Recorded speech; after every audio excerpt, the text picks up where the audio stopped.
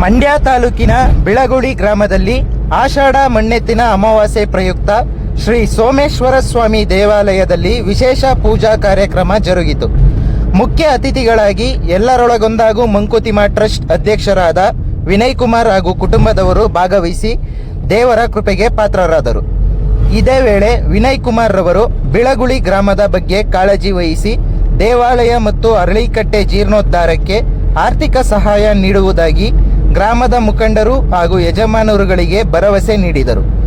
ಈ ಸಂದರ್ಭದಲ್ಲಿ ಬಿಳಗುಳಿ ಗ್ರಾಮದ ಮುಖಂಡರಾದ ಬಿಸಿ ಜಗದೀಶ್, ಮನು, ತನ್ಮಯ್, ಪುಟ್ಟ, ಶಶಿಕುಮಾರ್, ಗಿರೀಶ್, ಯಜಮಾನರುಗಳಾದ ಶಿವನಾಗಪ್ಪ, ಡೈರಿ ಕುಮಾರ್, ಪಟೇಲ್ ಶಿವಕುಮಾರ್, ಚಿಕ್ಕಣ್ಣ,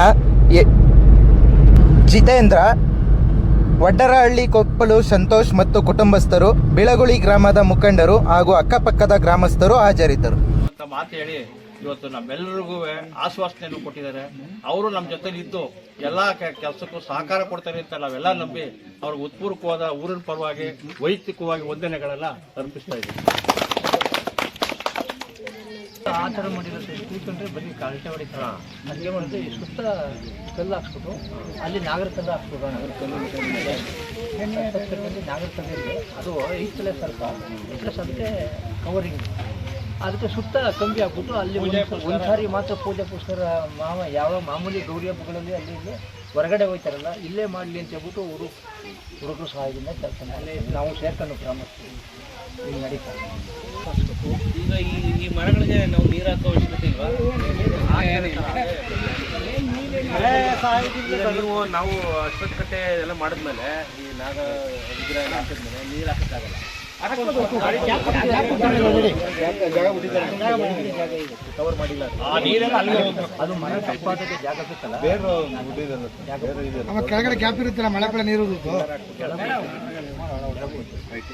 ಆಮೇಲೆ ನಿಮ್ಮೂರಿನ ಹುಡುಗರುಗಳು ಯುವಕರುಗಳು ಏನು ಉದ್ಯೋಗ ಮಾಡ್ತಾರಾ ಅಥವಾ ಬಿಸ್ನೆಸ್ ಮಾಡ್ತಾರಾ ಅಥವಾ ಬೆಳೆ ಮಾಡ್ತಾರಾ? ಹೆಂಗೆ ಇಲ್ಲಿ ಹೆಂಗಾಗಿದೆ ಅಂದರೆ ವ್ಯವಸಾಯ ಮಾಡೋರು ಅವರೇ, ಹೊರಗಡೆ ಕೆಲಸ ಇರೋರು ಅವರೇ, ಎಲ್ಲ ವ್ಯವಸಾಯನೇ ಸರ್. ಇಲ್ಲಿ ಏನಾಗಿದೆ ಅಂದರೆ ನಮ್ಮದು ಬರೀ ಒಂದು 100 ಮನೆ ಗ್ರಾಮ. ಈ 100 ಮನೆ ಗ್ರಾಮದಲ್ಲಿ ಹೈಯರ್ ಸ್ಟಡಿ ಯಾರೂ ಮಾಡಿಲ್ಲ.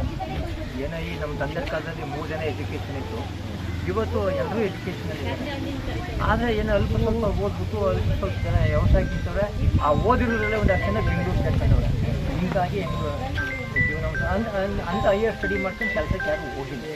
ಹೀಗಾಗಿ ಅದರೊಳಗೆ ನಮ್ಮದು ಒಂದು ಹುಡುಗಿ ಮಾತ್ರ DSP ನಂದಿನಿಯವರು ಹೇಳಿದರೆ ಹತ್ರ ಓದ್ಕೊಂಡು ಹೋಗಿರೋದು ಹಾಸನದಲ್ಲಿ ಲೋಕಾಯುಕ್ತ, ಅದು ನಮ್ಮ ಈ ಕಾಲದಲ್ಲಿ ಓದ್ಕೊಂಡು ಹೋದ ಹುಡುಗಿ. ಇನ್ನೊಬ್ರು ಟ್ಯಾಕ್ಸ್ ನಮ್ಮೂರಿನ ಮೊಮ್ಮಗಳವರು ಕಮರ್ಷಿಯಲ್ ಟ್ಯಾಕ್ಸ್ ಆಫೀಸರ್ ಆಗಿ ಅವರು ಹೈಯರ್ ಎಜುಕೇಷನ್